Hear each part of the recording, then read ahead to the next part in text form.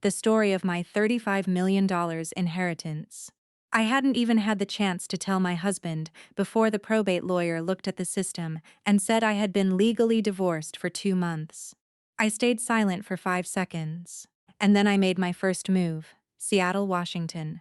A rainy autumn afternoon, the traffic on I-5 was gridlocked, the headlights reflecting off the wet, slick asphalt. The smell of rain hitting the concrete mixed with the faint scent of roasted coffee from corner cafes usually brought a sense of peace to a city dweller's soul. My name is Haley Bennett. I was 35 years old, the CEO of Novatech, a software firm housed in a sleek glass building in South Lake Union. The title sounded glamorous, but in reality, when my husband, Victor Vance, and I first started the company, we shared a cramped 3,000 feet apartment where the AC leaked incessantly, and the Wi-Fi was as temperamental as a moody teenager. I handled the clients, finances, contracts, and HR. Victor handled the tech, the servers, the products, and the lines of code that looked like absolute gibberish to me. The staff used to joke, "Victor is the brain and Haley is the heart of the company." I just smile, secretly feeling a swell of pride. What woman wouldn't want to believe that she and her husband had weathered the hardest days of their lives together? From a team of 6 crammed into a dingy rental, Novatech grew to nearly 130 employees. Bigger clients, bigger contracts, our names started carrying weight in the tech scene. But sometimes a house with all the lights on isn't necessarily warm. There are couples who stand next to each other in company photos with beautiful smiles, but when they go home, they have absolutely nothing to say to one another. Victor and I had been married for years, but we had no children. For many women, that single fact is enough to act as a thorn buried deep in the heart. I had visited the best fertility clinics in the state. I took the pills, tracked my cycles, endured the hormone injections, and listened to every piece of advice from specialists to neighbors. Some genuinely cared. Others showed a toxic pity, rubbing salt in the wound while telling me to just keep trying. My mother-in-law, Margaret Vance, was a woman from a conservative rural town in Idaho. She was in her late 60s and prided herself on being blunt, but her bluntness usually just served to hit people where it hurt most. At first, she'd play the caring mother. "Eat more, Haley. You work too hard. You're too skinny. Your body can't hold a baby." I'd force a smile and take another bite of food, though a lump had formed in my throat. At extended family dinners, she would announce in front of all the relatives, "We have plenty of money and food in this family. The only thing missing is the sound of a grandchild calling me grandma." The whole table would fall dead silent for a few seconds before someone awkwardly laughed to break the tension. People are like that. If you say something hurtful in front of a crowd, it gets brushed off as a joke. Words are cheap, but the pain they inflict costs a fortune. Whenever Victor saw me freeze up, he'd gently pat my shoulder. "Don't overthink it. Medicine is advanced these days, and if we can't have kids, it's not solely your fault." I used to believe him. I believed him so much that on the many nights he came home late, smelling faintly of unfamiliar perfume mixed with the rain, convinced myself he had just met a client at a high-end restaurant. I believed him so much that when he said the servers were down and he needed to pull an all-nighter at the office, I only texted him to remember to eat and not drink too much coffee. Once I asked him, "Why are you so busy lately? You barely come home for dinner." Victor didn't look at me. He just unclasped his watch, placed it on the dresser, and said, his voice dripping with exhaustion, "The new product launch is coming up. If I don't stress over it, who will? You're the CEO. Don't you understand technical pressure?" I stayed quiet. The most terrifying thing in a marriage isn't arguing. Arguing means there's still human connection. The most terrifying thing is opening your mouth and immediately feeling like you're inconveniencing your partner. That evening, I made a classic pot roast with garlic mashed potatoes and roasted carrots, all of Victor's favorites. I even went out of my way to buy the prime cut from a specialty butcher at Pike Place Market. The butcher had smiled, seeing how carefully I selected the meat. "Cooking for the husband, huh? He's a lucky guy." I just smiled back. Back then, I still believed a hot meal could keep a home together. It took me a long time to understand that no matter how delicious the meal is, it won't keep a man who has already decided to eat elsewhere. Victor came home 8:50 p.m. He sat down, took 2 bites of the potatoes, cut a tiny piece of the roast and stood up. I have to get back to the office. Server side error. I looked at his nearly full plate. Eat a little more. You haven't had anything since lunch. I'm full. He paused. What else, Haley? I wanted to ask if he still loved me. I wanted to ask why he looked at me like I was an old piece of furniture not broken enough to throw away, but no longer valued. But instead, I just said, "It's raining hard. Take your coat." Victor grabbed his jacket, his tone softening slightly. You just focus on the company. Let me worry about the household stuff. At the time, it sounded perfectly normal. A married couple splitting the mental load. I had no idea that in his version of the household, there was no longer any room for me. After Victor left, the kitchen was so deafeningly quiet. I could hear the ticking of the wall clock. His fork was still resting on the edge of the plate, dipped in gravy. I stood there for a long time, not understanding why I felt so cold. My phone lit up. A text from my mother-in-law. Are you coming to the family dinner on Sunday? Have you seen the doctor again? I heard about a great specialist in Seattle. I stared at the screen and let out a long breath. Every time she mentioned the word doctor, I felt like a tree being violently uprooted just so people could inspect whether it was alive or dead. I texted back, "Yes, I'll clear my schedule."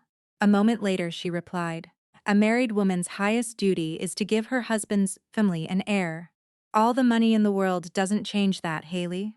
I set the phone down. Outside the balcony, the rain lashed against the glass in long streaks. The city was glowing, cars rushing by, restaurants bustling, people laughing. Only my house was fully lit but as cold as a waiting room. I used to think my marriage was just tired. We were business partners under the immense pressure of money, the company, family, and infertility.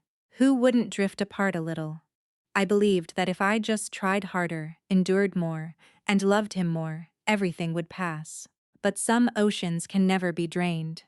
Because while one person is furiously bailing water out, the other is quietly drilling a hole in the bottom of the boat. That night, Victor didn't come home. He texted around 1 a.m., sleeping at the office, lock the doors. I held the phone and stared at the text for a long time.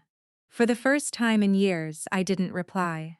I walked into the living room and looked at the wedding photo hanging on the wall. In the picture, I was in a white gown, and Victor was smiling gently, holding my hand as if he'd never let go. I reached out and touched the freezing glass. I didn't know then that the man in the picture had checked out of our marriage a long time ago. He just hadn't notified me yet. Or rather, he had notified me in the most brutal way possible. I just hadn't seen it yet. Years ago, when my house first started growing cold, I believed in a very simple principle. If you help someone along their path, they don't necessarily owe you their life. Just don't turn around and push your savior off a cliff. But life doesn't sign a moral contract with anyone. In late 2016, when Novatech was still struggling for minor contracts, I accompanied my father, Richard Bennett, on a charity trip to a depressed Rust Belt town in Appalachia. My father had been a successful businessman for years, but he despised flashy PR-driven philanthropy. He used to say, "If you take more photos of yourself than you ask people what they need, you're just feeding your own ego." I'd laugh and say, "You're too strict, Dad. Who can live up to that?" He'd look at me, his eyes deep and gentle. "Being strict with money and kindness saves you a lot of grief, Haley. The world has many genuinely suffering people, but there are also those who use their suffering as bait."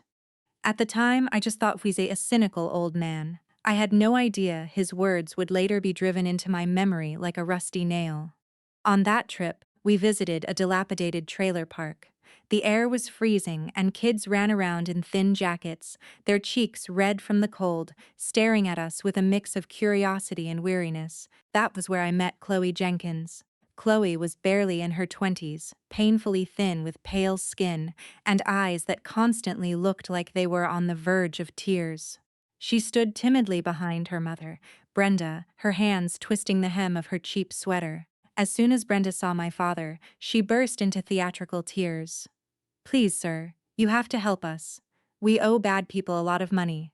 They're trying to force my girl to run off with some awful older man to settle the debt. She's too young. As a mother, it's tearing my heart out. Chloe dropped to her knees in front of my dad. I panicked and rushed forward to pull her up. Stand up, please. Tell us what's going on. Don't do this. Chloe grabbed my hands. Hers were ice cold. Please, Haley, I don't want to go with him. I want to go to school. I want to work. I don't want my life to end in this place.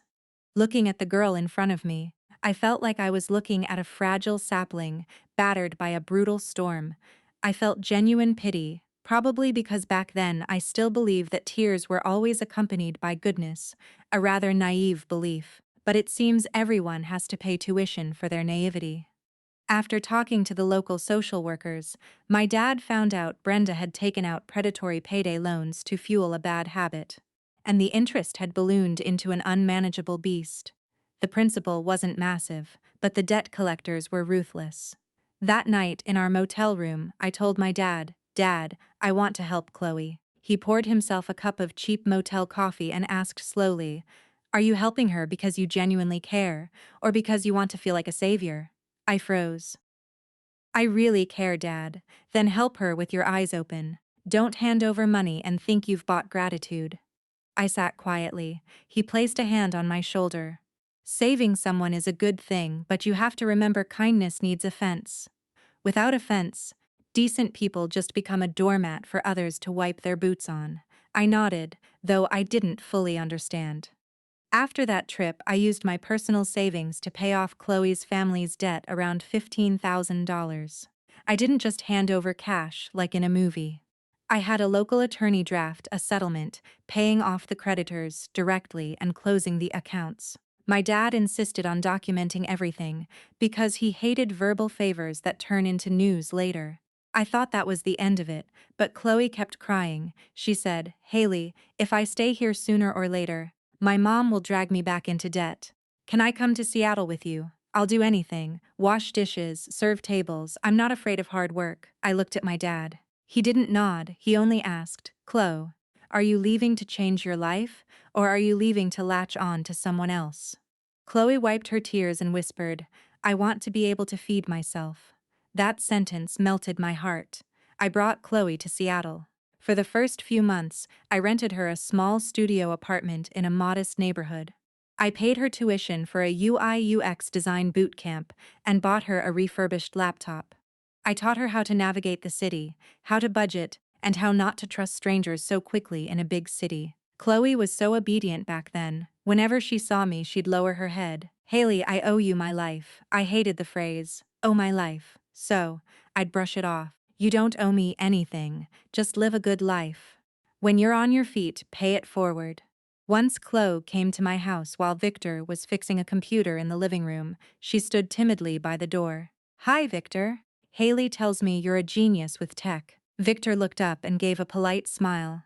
"Hardly a genius. You just get used to it." Chloe stared at the screen full of code, her eyes wide. "It looks like a hacker movie. If I understood even half of that, I'd be so proud." Victor laughed. I laughed too. I even joked, "You should teach Chloe some basics. She's learning UI design. Understanding the back end will help her get a job." Victor shrugged. "Sure, when I have time." A casual "sure, when I have time." So normal, so incredibly normal that I had absolutely no reason to be suspicious. Who could have known that some relationships begin with a phrase as light as a speck of dust, only to turn into a hurricane that tears the roof off your home? After a year, Chloe got pretty good at design, and I recommended her for an internship at a partner company. She started dressing sharper, speaking with more confidence. Every holiday, she'd text me and my dad. "Haley is the one who gave me a second life." My dad read the text and gave a dry chuckle. "Don't get drunk on thank yous, Haley. Truly grateful people don't need to talk this much." I got defensive. "Dad, you're always so suspicious," he replied. "I'm not suspicious. I just don't hand the keys to my house to anyone just because they cry beautifully." I rolled my eyes and let it go. The kindness of youth is stubborn. It thinks it shines bright enough to illuminate everyone's darkness. The reality is some darkness knows exactly how to hide just outside the spotlight. Sometime later, Chloe said her mother was sick and asked to take a few weeks off to go back to her hometown. I sent her some extra money for medical bills and told her to call if she needed anything. But weeks turned into months. Her texts grew sparse. Sometimes she wouldn't pick up my calls. When she finally returned to Seattle, she looked thinner, her eyes a bit hardened. "Is everything okay back home?" I asked. She forced a smile. "No, I'm just tired. Mom is doing better. I didn't press her. Everyone has a private space they don't want to share." I respected her boundaries. Now looking back, the irony tastes like ash. If someone disappears from your life for a stretch of time, and you don't ask exactly what they were doing, that absence will eventually return to punish you in the most excruciating way. Back then, I thought I had pulled Chloe out of the mud. I didn't know that some people climb out of the mud not to wash their feet, but to learn how to drag others down into it with them. My father died on a day when the rain was punishingly heavy. The Seattle rain didn't just pass through like a normal squall, it dragged on from morning to night, drumming relentlessly against the hospital awnings, soaking the pine trees, and soaking the shoulders of the people who came to see him one last time. I stood next to the casket, my hands freezing, listening to the pastor's solemn voice, while my chest felt like it had been hollowed out with a spoon. Richard Bennett. My father had spent his life doing business cautiously. He was a decent man, compassionate, but never a pushover. He taught me how to read a contract, how to dissect a financial statement, and how to judge a person by more than just their words. Yet, that very last lesson was the one I completely forgot to apply to my own marriage. At the funeral, Victor stood by my side, dressed in a black suit, his face appropriately somber. He would occasionally place a hand on my shoulder in front of my relatives. "Stay strong, Haley. You still have me." I believed him. When a woman loses her father, if she still has a husband beside her, she will instinctively cling to him, like the last weight-bearing pillar in a collapsing house. I did exactly that. I leaned on Victor and cried until my throat was raw, completely unaware that the pillar was beautifully painted on the outside, but thoroughly rotted on the inside. Shortly after the funeral, attorney Michelle Cole called me. Michelle had handled my father's legal affairs for years. A woman as meticulous as a watchmaker. She said, "Haley, please arrange to come to my office. We need to initiate the probate process for Richard's estate."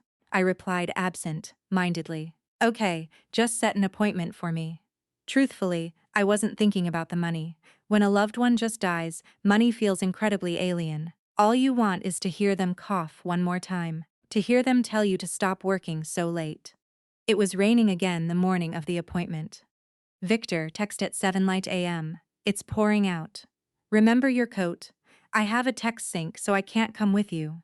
I looked at the text, feeling a slight pang of disappointment, but replied, "Okay, have a good meeting." I drove myself to the law office downtown. Michelle was waiting, dressed in a sharp gray suit, a thick file resting carefully on her desk. When I walked in, she looked at me for a few seconds. "You've lost a lot of weight."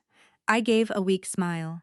"Food doesn't taste like much lately." She didn't push, she just pulled out a chair for me. The estate lawyer assigned to the probate was a middle-aged man who spoke methodically. He verified my ID, checked my father's death certificate, and began reading the will. I sat there, initially calm, but as he read, my hands began to grip the edges of my purse tighter and tighter. My father had left me an estate valued at approximately $35 million. It included shares in a massive logistics firm, several commercial rental properties, cash accounts, and a large plot of leased industrial land on the outskirts of the city. I knew my dad was wealthy, but I had no idea he had arranged things so meticulously. But what choked me up wasn't the number, it was the specific clause in the will. The entirety of the aforementioned assets is left exclusively to my daughter, Haley Bennett, as her sole and separate property. It shall not be commingled with marital assets. nor shall it be used to secure the financial obligations of any other individual unless my daughter expressly consents in a legally binding separate written agreement. I bowed my head, a tear dropping onto the back of my hand. My dad was gone, but he was still building a roof over my head to protect me from the storm. Michelle placed a gentle hand on the documents. Richard prepared this very carefully. He told me, Haley has a big heart, but sometimes she loves people so much she forgets to protect herself. I turned my face away, suddenly feeling deeply ashamed. My father saw right through me.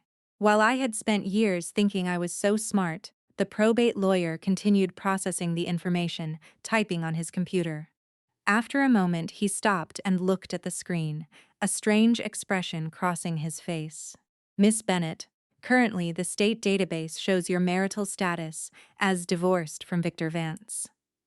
A default judgment for a marital settlement and dissolution of marriage was entered and became effective at the end of the first quarter of this year. Could you verify this information?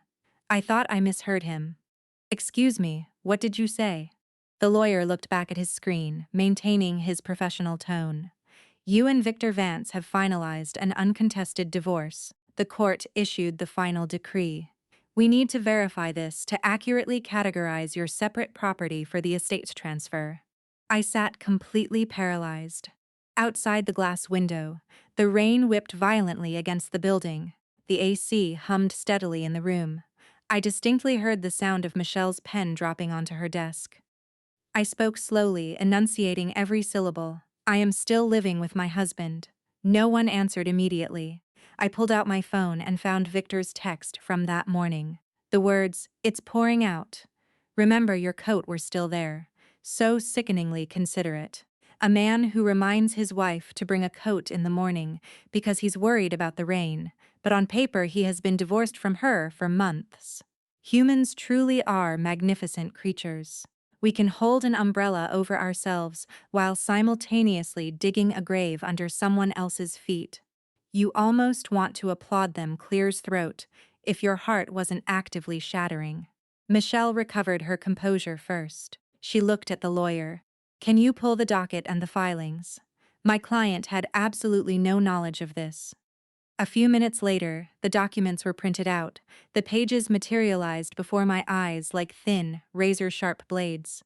The petition for dissolution of marriage. A waiver of service. A signed marital settlement agreement waiving rights to contest marital assets. The mailing address for all court notices, Novatique's corporate headquarters. And at the bottom of the agreement was my signature. It wasn't forged. It wasn't a clumsy tracing. It was my real signature. Soft on the first loop, slightly flicked up at the end, exactly how I had signed my name for years. I was trembling so violently, I couldn't hold the glass of water Michelle handed me. She offered me a tissue, but I couldn't cry. Some shocks make you bawl. Others lock your tears away, freezing the pain solid in your throat. Memories flooded back at terrifying speed. Months ago, Victor had handed me a massive stack of paperwork. He said it was corporate restructuring documents required for our Series B funding round. That day, I had just come back from the hospital after watching my dad's health decline. I was exhausted to my bones. Victor placed the pen in my hand. Sign these tabs for me, Haley. The VC guys need it as soon as possible. It's mostly technical addendums and internal board resolutions. I remembered asking him, do I need to read through it? Victor had smiled and rubbed my shoulders. Don't you trust me? It's our company. Would I ever do anything to hurt you? And I signed it. I signed because I was exhausted. I signed because I trusted him. I signed because I thought, we're married. Why do we need to guard ourselves against each other over paperwork? Truly, the most expensive lessons aren't paid in cash. They are paid with a woman's entire life. I looked at Michelle. My voice raspy. Michelle, I was tricked into signing my own divorce, wasn't I? Michelle didn't answer right away. She just said, stay calm, Haley. There are massive red flags here, but we have to move step by step. First, get a certified copy of the entire divorce file. And remember one thing, the assets Richard left you are strictly your separate property. Legally speaking, the fact that you are currently divorced actually makes it impossible for Victor to touch a dime of your inheritance. I closed my eyes. In the span of a single morning, I learned I had inherited $35 million, and I learned my husband had secretly legally erased me from his life. On one side, my father's final act of love.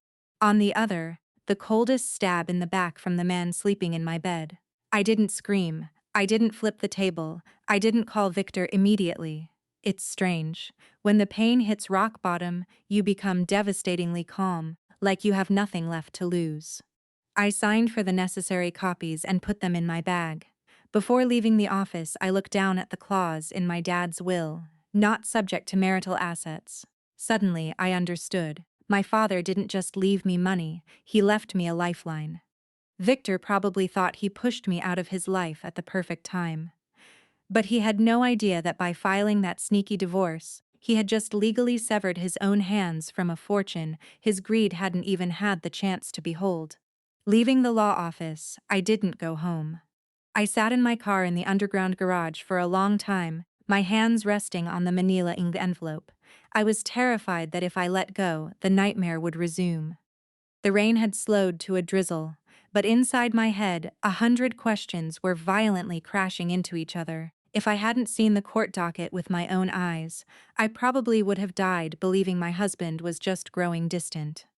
I never would have imagined he could calmly set a trap for me, inside my own home, inside my own company, inside the very documents I trusted him enough to sign. My phone buzzed. It was Michelle. Where are you? Still in the parking garage. I don't want to go home yet. Come up to my firm's main office. We need to dissect this file right now. I drove to Michelle's main office. As soon as I walked in, she had the papers spread across her conference table, color-coded with sticky notes. She looked up, her voice low and steady. Haley, sit down. It hurts, I know, but you need to be sharp right now. I sat down, lacing my fingers tightly together. She pointed to the pages. Look, the petition, the waiver of service, the asset division agreement. The signatures are all genuinely yours. This isn't a forgery. I swallowed hard. So, I signed my own divorced papers without knowing it. Michelle nodded. Highly likely. And you said, Victor, had you signed a massive stack of funding documents recently? I closed my eyes, forcing myself to remember every detail. My dad had just been readmitted to the ICU. I was running between the hospital and the office. My brain scattered. Victor walked in with a heavy binder and dropped it on my desk. Sign these for me. The investors need them. Lots of legal jargon. I had asked if there was anything critical. He laughed so lightly. If it wasn't critical, I wouldn't need your signature. Just internal stuff. Sign here so we meet the deadline. Looking back, I wanted to slap myself. They say the pen is mightier than the sword, but my pen literally executed my marriage, and I thanked my executioner for handing it to me. Michelle flipped to the next page. Another anomaly. The mailing address for court notifications was Novatech, not your home. There's a mail routing authorization here. If court mail arrived at the office, who receives it? I looked up instantly. Nancy Lewis, reception and admin. Saying her name made my heart sink further. Nancy had been with Novate since the early days. We weren't best friends, but I had never suspected her of anything. Michelle asked, could Victor easily intercept mail from Nancy? I let out a hollow laugh. He's the CTO and my husband. He has access to everywhere in that building. Telling the receptionist to leave an envelope on his desk is child's play. Michelle jotted a few lines in her notepad so the chain is clear. Victor slipped the divorce papers into corporate files, then intercepted the court summons by having them mailed to the office. Not to mention, you were so consumed with Richard's health that you weren't reading the fine print. My throat burned. Michelle, I want to call Victor right now. I want to look him in the eye and ask him what the hell he thinks I am. Michelle replied so fast it stopped me in my tracks. She looked dead at me. Haley, listen to me. If you blow up now, Victor will know you found out. And who controls the core technical infrastructure of your company? I went silent. She lowered her voice. You have two parallel crises. 1. You were defrauded in a divorce. 2. You have to keep Novatech from collapsing before your Series B product launch. If you act out of anger now, you might win a screaming match, but you will lose the entire chess game. I leaned back in the chair, letting her words sink in. She was right. I was in agony, but I hadn't lost my mind. That company wasn't just my money. It was my father's early investment. It was the livelihood of 130 people and the result of years of sleepless nights. Michelle pushed my dad's will toward me, and remember this. The $35 million Richard left you is separate property because of Victor's fraudulent divorce. He has zero legal claim to it. He scammed you, but his own scam cut him off from the biggest payday of his life. I stared at my dad's name on the paper, my eyes burning. My dad was gone, but he was still shielding me from the wind. I asked quietly, "What do I do now?" "Gather evidence brick by brick," Michelle said. "From today on, you do not sign a single piece of paper without reading every word. Back up all your emails, texts, and calendars from the days he brought you those documents. Check the security cameras near reception if the footage hasn't been overwritten. Look at the mail logs, and above all, do not let him know you are awake." Awake, I bit my lip. The word sounded light but hurt deeply. It turned out I had been sleepwalking through my own marriage. Leaving the law firm, I went straight back to the office. It was late afternoon and the staff was thinning out. I locked myself in my office, turned on my computer, and opened my email archives.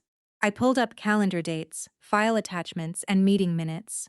Some I had skimmed, some I had never reopened.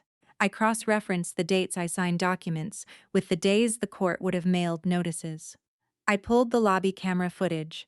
The old data was spotty, but I knew I was on the right track. On my way out, I passed NY's desk. She was packing her purse. She stood up when she saw me. "Oh, Haley, you're still here?" I looked at her, fighting to keep my voice casual. "Yeah, checking some old files. Hey, Nancy, where do you keep the incoming mail logs from the first quarter?" Nancy froze just for a fraction of a second, but I saw it. In the admin filing cabinet. "Haley, can you pull them for me tomorrow?" She nodded. "Sure thing. I'll get them." Just a tiny hesitation, but it was enough to drop the temperature in my chest by a few degrees. That night, I didn't cry. It was strange. I had been paralyzed with shock in the morning, but by evening I was organizing evidence like a completely different person. Maybe when the pain is too immense, it doesn't allow you the luxury of a breakdown. It forces you to grow up immediately, right on top of your own ruins. I walked out to the parking garage. It was dark, the streetlights reflecting in the puddles. I pulled out my phone and dialed a number I hadn't called in years. Kevin Hayes, an old college friend who used to do internal corporate investigations for a Fortune 500 company before opening his own private intelligence firm in Seattle. He picked up on the third ring. "Haley, long time no see." I didn't beat around the bush. "Kevin, I need a favor and it's dirty." There was a beat of silence. Kevin's voice dropped. "What's going on?" I stared at the cars rushing by on the wet street, the night wind freezing against my cheeks. "I need you to track my husband's actual schedule." Kevin didn't ask stupid questions. "Done. See you tomorrow." I hung up and looked at the Seattle skyline. My dad always told me to read before I sign. I forgot once and paid for it with a perfectly peaceful life. But from this second forward, I wouldn't forget again. Every period, every comma, every glance, every suspiciously kind word from Victor would be put under a microscope. The next morning, I met Kevin at a quiet coffee shop tucked away in Pioneer Square, the espresso machine word in the background. Kevin was already there, sleeves rolled up, a black coffee untouched in front of him. He frowned as I sat down. "You look like hell." I gave a dry laugh. "Your charm remains perfectly intact, Kevin." He stayed quiet for a second, then pushed a glass of water toward me. "What's the deal with Victor?" I didn't give a long backstory. I just handed him the certified copy of the divorce decree, some recent text from Victor, and his shared calendar. Kevin read it slowly. When he finished, he leaned back and exhaled. "Haley, this isn't just a guy stepping out on you. I know how far you want me to dig. I'll dig until we hit the absolute truth." Kevin looked at me, not with pity, but with calculated focus. That was exactly what I needed. If someone had patted my back and told me it's going to be okay, I probably would have laughed in their face. When your house is burning down, a piece of paper with thoughts and prayers won't extinguish the flames. Kevin said. I only operate legally. Location tracking, public records, surveillance in public spaces, paper trails, no breaking and entering, no illegal wiretaps. I don't need to get dirty to catch them. The very next day, Kevin texted me a short message. Victor is not at the tech conference in Portland. He's in Bellevue. Attached was a pin drop for a luxury waterfront condo complex on Lake Washington. It wasn't far from our office, a place I had driven past many times, looking at the glowing balconies, thinking the people living there must have peaceful lives. It turns out peace isn't determined by the floor you live on, but by the conscience of the people inside. I drove to the location and parked across the street. Kevin was already there, leaning against a brick wall, pretending to be on his phone, seeing my car. He walked over and got into the passenger seat. You sure you want to see this? I stared blankly at the condo gates. I'm already here. If I don't look, I'm just lying to myself again. Kevin handed me a tablet. On the screen were high-res photos he had just taken. Victor stepping out of his Tesla, wearing a light blue dress shirt, his wrist sporting the Rolex.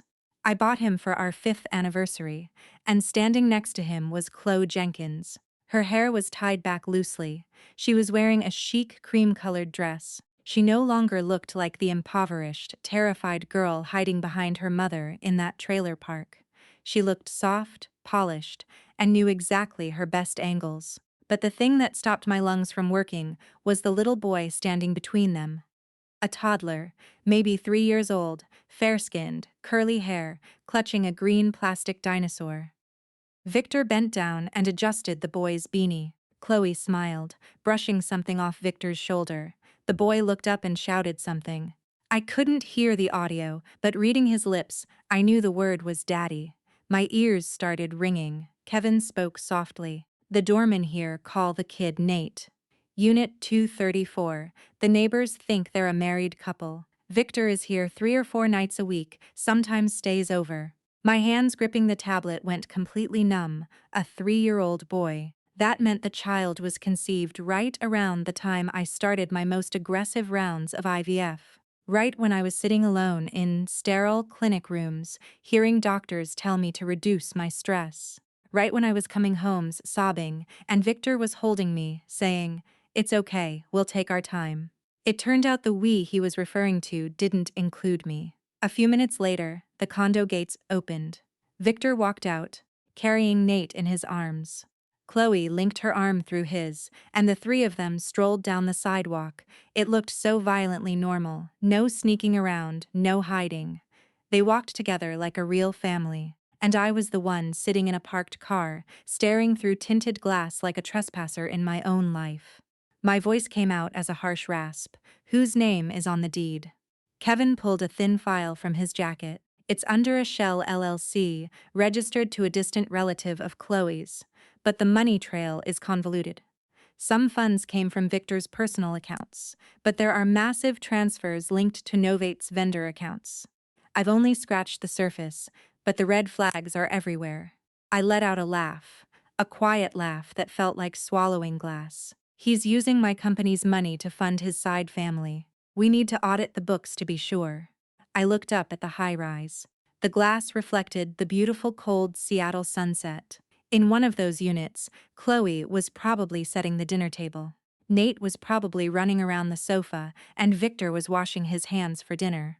Meanwhile, at my house, the pot roast sat freezing in the fridge, the fork still resting on the plate. They say the truth will always come to light, but sometimes it doesn't just cut you once, it rips open the entire facade, forcing you to see the rot underneath. Kevin looked at me. You want to go up there? I shook my head immediately. No, what would I gain? A screaming match? A viral video of a scorned wife for the internet to chew on for 3 days. I'm not providing free entertainment for the public. I sounded tough. But inside, another woman was screaming. She wanted to kick the door down, demand answers from Chloe, and ask Victor how he could hold that child with the same hands that held me through my darkest nights. But I caged her. I had to. I pulled a tissue from my bag and dabbed my eyes before a single tear could fall. Kevin, Keep digging. The schedule, the photos, the financial records around this condo, especially the link between Chloe, her mother Brenda, and Novatique's vendors. Kevin nodded. Done. But be careful, a guy who pulls off a fake divorce doesn't just have one trick up his sleeve. I know. Where are you going now? I checked my watch. Almost 700 p.m. home. Kevin raised an eyebrow to see him. Yeah, I want to see what role he plays tonight. Kevin didn't stop me. Maybe he understood that sometimes the betrayed needs to look closely at the betrayer one last time. Not out of hope, but to completely kill off whatever lingering softness is left in their heart. When I walked into the house, the living room was brightly lit. Victor was sitting on the sofa, changed out of his work clothes, his hair slightly damp from a shower. On the coffee table was a plate of freshly sliced apples. He looked up, his tone entirely casual. Hey, you're home late. I stood in the doorway for a few seconds. In the past, I would have explained that I went to see the lawyer, the notary, dealing with my dad's estate. Tonight, I just found it comical. Liars always love asking where other people have been.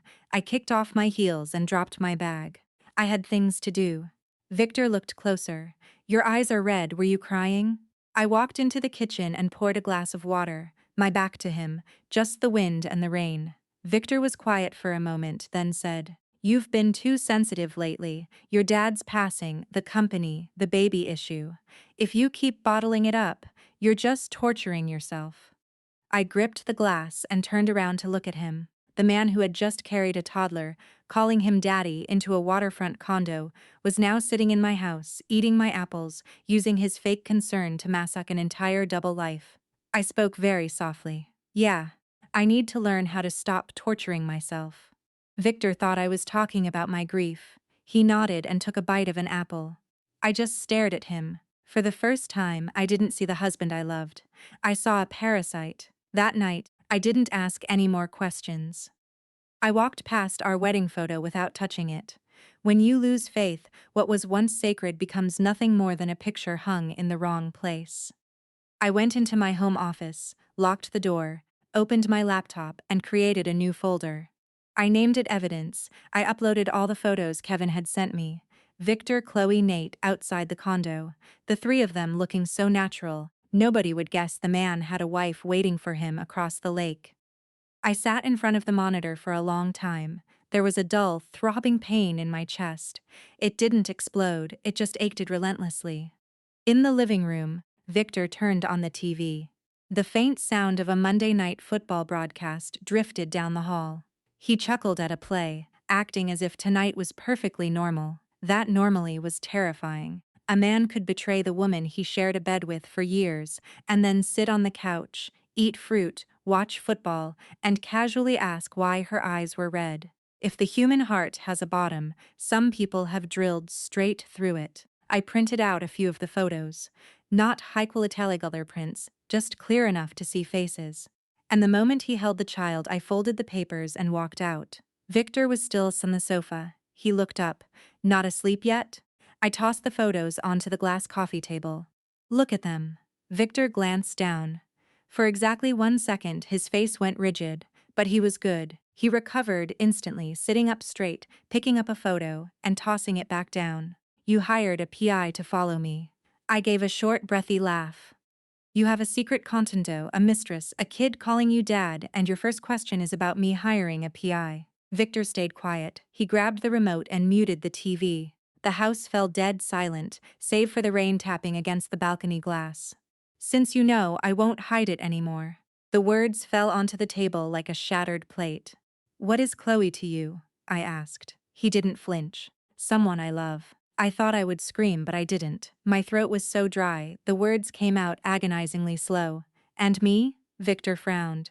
Haley, don't act like you don't understand. You know how we've been living these past few years. I'm exhausted, and so are you. This house is nothing but work. IVF clinics, hormone shots, and stress. I'm a man. I needed a real family. My hands curled into fists against the back of the armchair. A real family. Victor's voice hardened. My mother has been waiting for a grandchild for years. Do you think I don't feel the pressure? Chloe gave me a son. He calls me dad. He runs to hug me when I walk through the door. You? All you gave me was a sense of guilt and a dead end. I stood frozen. So all the needles, all the times I was alone in clinical rooms, all the nights I sobbed into my pillow, terrified of my own biology. To him, it was just guilt and a dead end. You cheated on me, had a secret child, tricked me into signing divorce papers, and now you're blaming me for being infertile. Victor stopped when he heard the word divorce. His eyes flashed. You know about that? Did you think I'd never find out? He stood up and walked toward me. Haley, don't act like I'm the only villain here. That paper was an escape for both of us. You signed it. The judge signed off. We are legally divorced. You hid the divorce papers inside Series B funding documents while my dad was dying in the hospital. And you call that an escape? Victor went silent. Silence is sometimes dirtier than a lie. I pointed to the door. Get out of this house and effective tomorrow. You are suspended from all executive duties at Novatech until this is resolved. Victor let out a short, dry, contemptuous laugh. You think that company runs without me? I stared at him. The company isn't yours alone. The core backend is, Victor spat out, enunciating every word. The servers, the encryption keys, the authentication architecture, the root access. It all runs through me. The Series B launch is in a few weeks. If I don't play ball, who will? You want to play the ruthless CEO, Haley? Pick a smarter time to do it. A chill ran down my spine. Victor walked over to his laptop on the desk and opened it. Lines of code and admin panels I never messed with appeared. He typed a few lines and turned the screen to me. See this deployment access server master keys and this? He pointed to an innocuous-looking file, the kill switch. If I trigger this, the demo environment breaks. The investors walk. We get sued for breach of contract. All 130 of your beloved employees will watch you tank the company. I couldn't speak. Victor lowered his voice, almost whispering. And that's not all. I have emails. I have internal financial docs. If I rearrange a few things, I can make it look like you approved shady vendor payouts. You're a great operator, Haley. But the court of public opinion and the SEC aren't as forgiving as you think. I looked at the man in front of me. This wasn't my husband. This was a man who had forged a blade long ago and was just waiting for me to catch him cheating so he could hold it to my throat. I wanted to slap him. I wanted to throw the glass of water in his smug face and scream that he was a coward and a parasite, but behind me was an entire company, 130 paychecks, the legacy my father helped me build. I inhaled slowly. What do you want? Victor looked at me, seemingly pleased with the question. It's simple. You stay quiet. Don't make a scene. Don't touch Chloe or my son. After the product launch, we sit down and negotiate properly. I'll make sure everything transitions smoothly. Smoothly for who? For everyone, he said effortlessly. You keep the company and your reputation. Chloe and Nate get legitimacy. My mom gets her grandson. Stop being selfish, Haley. I almost laughed. A man defrauds his wife, guts her trust, and tells her not to be selfish. If audacity were a commodity, he'd be richer than Jeff Bezos. But I didn't laugh. I looked down, letting my hair hide my eyes. Give me time. Victor watched me. How long? I can't process this right now, but I don't want the company to die. That sentence convinced him I was terrified. Victor closed his laptop, his tone shifting back to that of a benevolent dictator. 3 weeks until the demo. Just do your job. After that, I'll bring Chloe and Nate over to meet the family, and we'll handle it like adults. I asked quietly, did you ever really love me? Victor looked mildly annoyed. Don't be childish. Haley, it is what it is. I nodded and stood up. I'm exhausted. I'm going to bed. Victor didn't stop me. He thought he had won. He thought I had been muzzled by the company, the staff, the PR threat. He thought a woman, shamed for her infertility, would cower to save her last shred of dignity. I went into the master bathroom and turned the shower on full blast. The roar of the water hitting the tiles masked the sound of my phone call. Michelle picked up instantly. What happened? I looked at myself in the mirror, bloodshot eyes, pale lips, but my voice was chillingly calm. Michelle, he just confessed to weaponizing the company's tech infrastructure against me. He admitted to having a kill switch, server lockouts, and manipulating financial documents to frame me. Silence on the other end. Did you record it? I looked down at the secondary phone, sitting in my robe pocket. The voice memo app was still running. Yes, Michelle's voice was low, sharp, and deadly. Good. We aren't just dealing with a fraudulent divorce anymore. We are dealing with corporate extortion and cyber sabotage. I turned off the water, letting the cold air hit my skin. Out there in the living room, Victor was sitting on my sofa, thinking he had forced me to bow my head. But some bows aren't a sign of defeat. Sometimes you just look down to see where to place the bear trap. The next morning, I woke up earlier than usual. The house was quiet, the sofa was exactly as it had been, his coffee mug on the table, his shoes neatly by the door. If you didn't know, you'd never guess a marriage had been slaughtered here the night before. Victor walked out of the walk-in closet, adjusting his tie in the mirror. He looked at me, his voice as light as if last night had been a dream. Did you sleep okay? I was pouring coffee. Fine. I know you're in shock, but eventually you'll see I had no other choice. I turned to him for a brief second. I wanted to ask what his heart was made of to say something so grotesque with a straight face, but I swallowed it. I don't want to fight anymore. I'm tired. That appeased him. He walked closer, his tone patronizing. Just focus on the launch. We'll deal with the rest later. I nodded. Right, we'll deal with it later. But he wasn't the only one making plans. After Victor left, I drove straight to a cafe in Capitol Hill to meet Michelle. She was sitting in the back corner, her laptop open, a legal pad, and 2 hot coffees in front of her. What else did he say? She asked. I slid my phone across the table. I recorded him admitting to using the company's system to blackmail me. He also said after the launch, he's demanding legitimacy for Chloe and the kid. Michelle nodded slowly. Excellent. We have another arrow in our quiver. But you must remember, do not let him suspect you are counterattacking. I wrapped my hands around the coffee cup. They were still cold. What's the next move? Michelle wrote 3 bullet points on her pad, 3 fronts. 1. The fraudulent divorce. 2. The corporate extortion via tech access. 3. The anomalous financial flow. You only share information on a need-to-know basis. No gossiping. I looked at the list. For the first time in days, the chaos in my head organized itself. First, Michelle said, you sign nothing unless you read every page. Never out of urgency, trust, or awkwardness. That tuition fee was steep. I won't forget it. Second, all your personal documents, original corporate files, and physical seals go into a secure vault, not in the house. I nodded.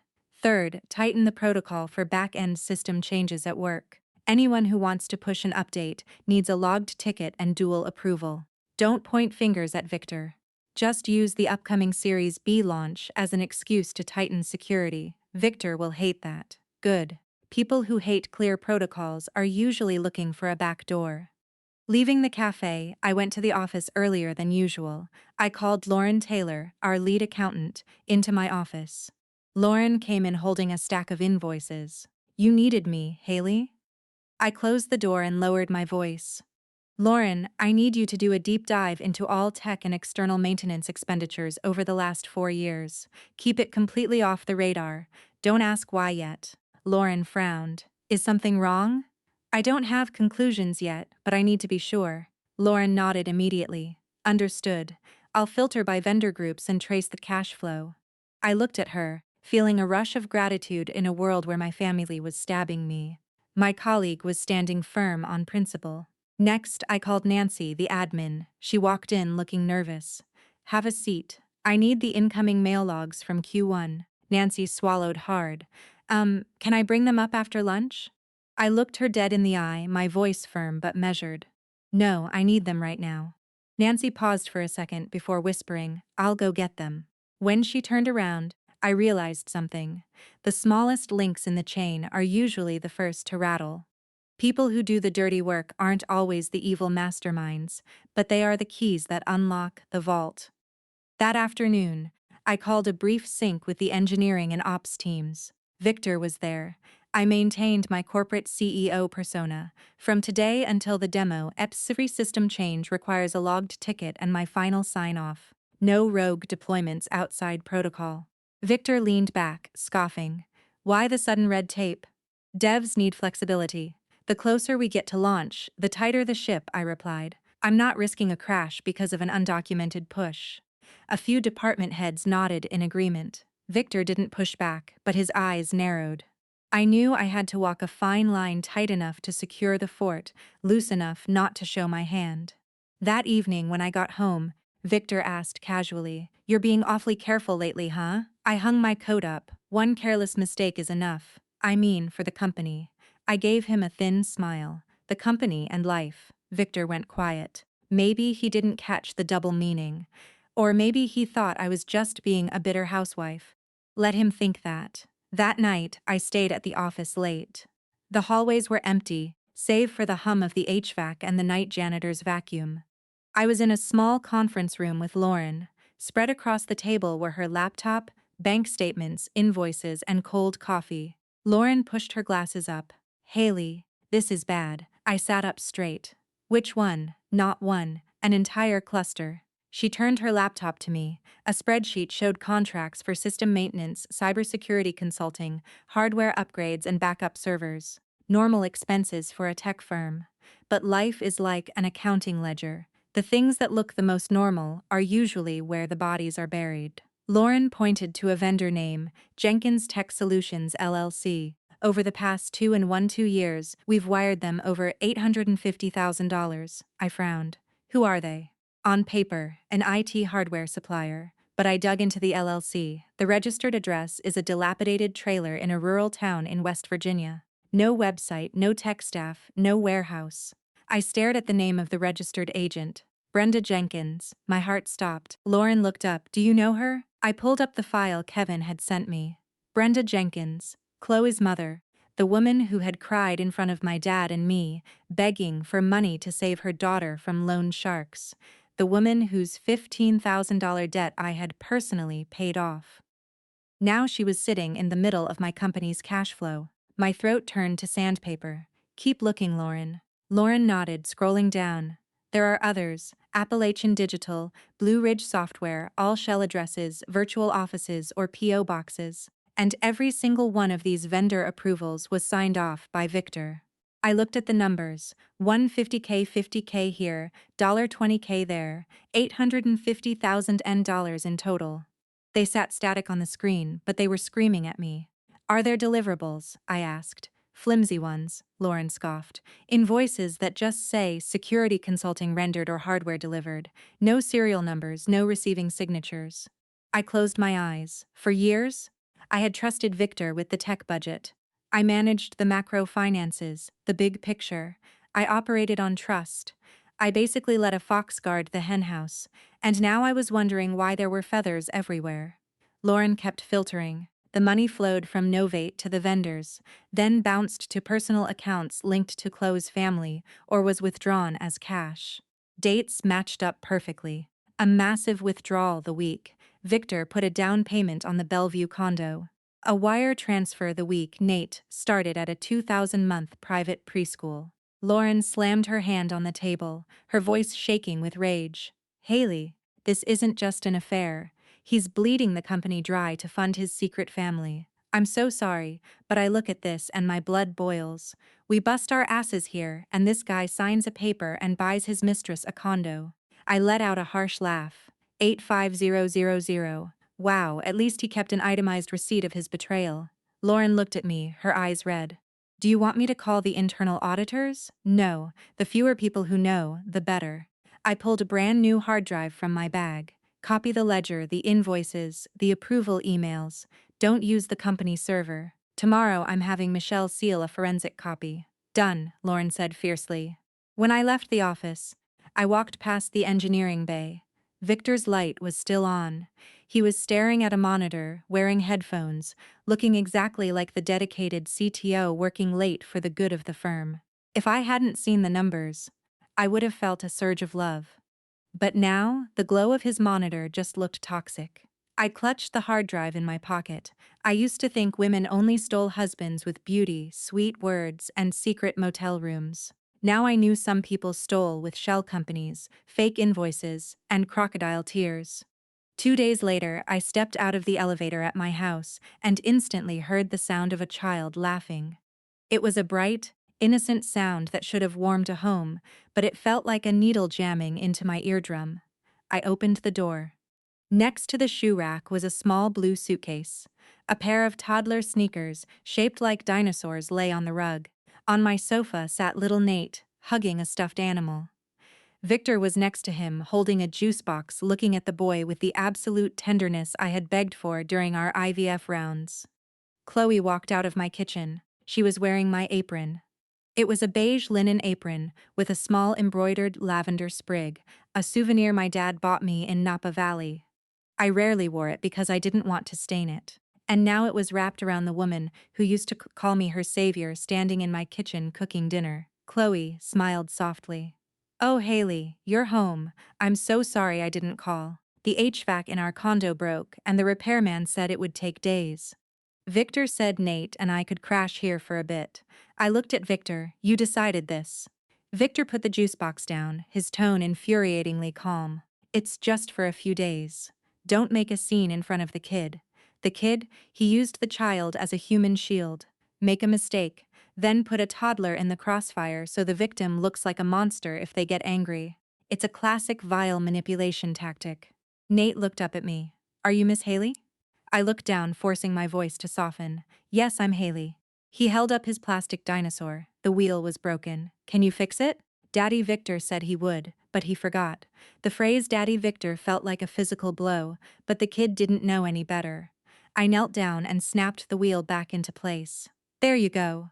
"Wow, you're super smart," Nate giggled. I patted his head and stood up. Chloe stood nearby, her voice dripping with weaponized sweetness. "Nate loves you already. I told him how much you helped Mommy back in the day." I looked at her. "Oh, you remember that?" Her smile faltered for a second, but she quickly looked down. "Of course, I owe you my life. Some people's gratitude is just a slap in the face in disguise." Just then, the front door opened again. Margaret, my mother-in-law, walked in carrying a bag of groceries, followed by my father-in-law, Arthur, lugging a case of water. As soon as Margaret saw Nate, she dropped the bags and ran to him. "Oh, my sweet boy, Grandma missed you so much." Nate laughed.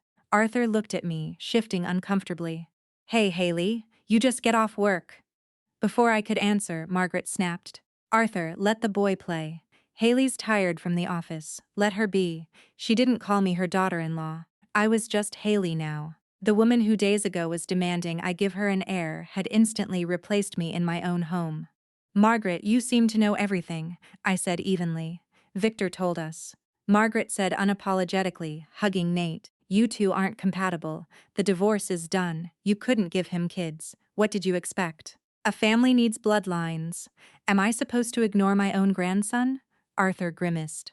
"Margaret, tone it down. Did I say something wrong?" She shot back. "We waited years for a boy. Now we have a Vance heir. Haley makes good money, sure, but if she can't be a mother, she needs to understand." Chloe looked down to and twist the hem of her apron, playing the tragic victim, but I saw the corners of her mouth twitch upwards.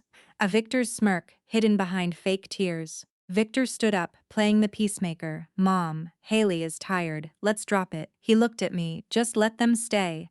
Don't make it weird." I looked around. The tea set my dad bought me, the potted succulents I grew on the balcony, everything had my fingerprints on it, yet I was standing here like an uninvited guest. Chloe spoke up softly. "Haley, I made dinner. Join us. I know you like your roast chicken with extra herbs, so I made it special." I stared at her. "You know a lot." Chloe bit her lip. "I just want peace." "Peace isn't breaking into someone's home and telling them to be quiet," I said. The room falling dead silent. Victor frowned. "Haley," I put a hand up. "I didn't yell, I didn't cry. I spoke clearly. I am exhausted. Eat your dinner. I will be in my office." Margaret scoffed. "Look at that attitude. We come over and she won't even break bread." I paused on the stairs and looked back. "I broke bread with you for years, Margaret. Tonight I am opting out." I went upstairs and locked my office door. I took out my backup phone, hit record, and slid it under the door gap. I didn't care about their petty gossip. I needed audio evidence of Victor moving his mistress into my legal residence, treating it as his own, and confirming his manipulation. My phone buzzed. A text from Victor. "You played that smart. Keep it up and things won't get ugly." I didn't reply. Downstairs I heard the clinking of silverware. Chloe serving the chicken, Margaret doing on Nate. Victor sitting at the head of the table like a king with his perfect family. I stood by the window looking out into the dark yard. Enduring this wasn't losing. Enduring this was letting them dig their graves so deep they'd never climb out. The next morning, I arrived at Novatech to find the lobby in absolute chaos. "Haley, there's a situation outside," the head of security said, rushing over. I could hear a woman's shrill voice echoing through the glass doors. It was Brenda, Chloe's mother.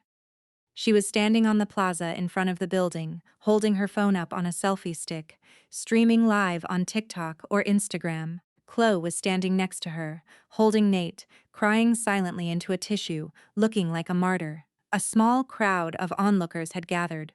"Look at this place," Brenda screamed to her phone. "This billionaire CEO is bullying my daughter. She's trying to steal my grandson's father. Just because she has money, she thinks she can throw my baby out on the street." Chloe sobbed loudly. "I just want my son to have his dad. I don't want her money, but she's so powerful, she's trying to destroy us." I stood behind the glass, feeling a wave of sheer disgust. A woman who moved into my house, wore my apron, and cooked in my kitchen was now standing in front of my company, crying victim to the internet. The modern villain doesn't just do evil, they hire a PR team to spin it. I turned to security. "Keep everyone inside. Do not engage. Let the police handle it." I called Michelle. "They're live streaming a smear campaign outside my building." "Do not go out there," Michelle said instantly. "Call the cops to clear the trespassers. I'm sending a process server with a paralegal to record the stream and serve a cease and desist immediately. Let them perform. It's just more evidence of defamation." Victor arrived 20 minutes later. He rushed through the crowd looking panicked. He grabbed Brenda's arm. "What are you doing? This is a corporate office." Brenda yanked her arm away. "You're taking her side. My daughter is suffering." Chloe sniffled. "Victor, we didn't want to come here, but my mom is just so protective." I watched the circus from my office window. A few minutes later, the Seattle police arrived and dispersed the crowd. Victor texted me, "Just let it go. Poor people don't understand the law, they're just emotional." My fingers were ice cold as I typed my reply. Poverty is not a license for defamation. An hour later, an email dropped into my inbox from the lead partner at the venture capital firm funding our Series B. "Haley, we saw the social media incident. Please confirm this domestic issue will not impact the corporate structure or the product launch next week. We need a status update." I closed my laptop. This wasn't just my personal nightmare anymore. They were attacking my company's valuation. The next day, Kevin connected me with Derek Mitchell. Derek was a freelance cybersecurity architect who ran a small elite firm out of a non-25 sins of nondescript office in Bellevue. He was known for being brilliant, stubborn, and highly ethical. When I walked in, Derek was staring at a whiteboard of network diagrams. He was 36, dressed in a faded hoodie and jeans. He shook my hand. "Kevin gave me the brief. But let me be clear. I don't domestic disputes. I don't hack cheating husbands. I don't need you to hack my husband," I said, putting my files on the table. "I need you to audit Novate's backend and secure it before our Series B demo. My CTO is threatening to brick the product." Derek frowned. "Your CTO is your husband. Legally, this is a minefield. If I touch the code and he claims unauthorized access, my firm goes down with you. I am the CEO and majority shareholder. All access will be done via legally obtained backups, authorized by corporate counsel." I showed him the log files, the kill switch architecture Victor had bragged about, and the server structures. Derek read through the files quickly. He stopped when he saw a document with my father's name on it. Richard Bennett. Derek took off his glasses and looked at the name for a long time. The coldness in his demeanor cracked. "You're Richard's daughter." I was surprised. "You knew my dad?" Derek rubbed his eyes. "When I was in undergrad, I was flat broke, ready to drop out. A scholarship foundation funded my last 2 years. Your dad was the anonymous donor. He wrote me one letter. He said, 'Being poor isn't scary. What's scary is forgetting you have a path forward. I wouldn't be here without him.'" I sat in stunned silence. My dad never mentioned it. Life is strange. The people I saved came back to destroy me. The people my father saved years ago appeared exactly when I was pushed to the edge of a cliff. Derek closed the folder. Okay, I'm in 3 conditions. 1. Ironclad legal contracts. 2. I only work on a secure sandbox environment. 3. I'm not a hero saving a damsel. I'm a contractor securing a network. I nodded. I don't need a hero. Heroes forget to sign NDAs. I need a professional. Derek actually smiled. Give me my team, the backups, and 26 days. Is that enough? It's enough to defuse a bomb if you're willing to stop sleeping, he said. My father's old cabin in Snoqualmie was nestled deep in the woods. He used to go there to escape the noise of Seattle. Now it became our secret war room. Derek's team of 4 engineers moved in with servers, monitors, and cables. The smell of pine needles was replaced by the smell of hot electronics and stale Red Bull. We didn't rewrite the software. We just rebuilt the access gates, the authentication, the admin keys, the deployment protocols. One night at 2 a.m. while eating instant ramen, Derek called me over. Look at this. We found a back door, not the one Victor showed you. A hidden one, he pointed to the screen. Someone tried to access the shadow repository. Who? A user named Lucas Pratt. Lucas, Victor's lead developer and right-hand man. Don't lock him out yet, I said instantly. If you trap a rat too early, it warns the nest. Let him think he's unseen. Derek nodded in approval. The next day at the office, Lucas smiled at me in the hallway. Hey, Haley, demo prep is looking great. We're right on track. Glad to hear it, Lucas. I smiled back. That night, Kevin sent me a log of Lucas texting Victor. Haley is locking down protocols. Feels like someone is auditing. Victor's reply. Keep an eye on her. Push the shadow update. The shadow update was a malicious piece of code. Lucas tried to inject into the staging environment. If deployed during the Series B pitch, it would intentionally crash the system under heavy load, allowing Victor to blame me for breaking the product with my new protocols. Derek isolated the code, quarantined it, and created a fake mirror environment, so Lucas thought his bomb was successfully planted. Victor was getting impatient. 3 days before the demo, he walked into my office and threw a contract on my desk. Signed this. It was a restructuring agreement, but buried on page 4 was a clause transferring 17% of my equity to Victor to ensure technical independence. You're extorting me for shares now? I asked. Victor slammed his hand on the desk. Without me, this company is an empty shell. I press a button and the demo dies. Sign the paper, Haley. I hit the record button on my phone, hidden under a notebook. If I sign this, you promise not to crash the system. Sign it and everyone gets what they want, he sneered. I picked up my pen and signed a legally useless photocopy Michelle had prepared. Victor snatched it, looking triumphant, and walked out. Sunday, the family dinner at Margaret's house in Spokane. I drove across the state, knowing exactly what I was walking into. The house smelled of roasted turkey and pie. The entire extended family was there. When I walked in, Margaret pointed to a folding table in the corner. Haley, sit over there. The main table is for family. Chloe was sitting at the main table, Nate in her lap. Victor was beside her. I didn't sit at the folding table. I stood in the center of the room. Margaret glared at me. Since you're here, let's talk about Richard's estate. You owe Victor half of that money.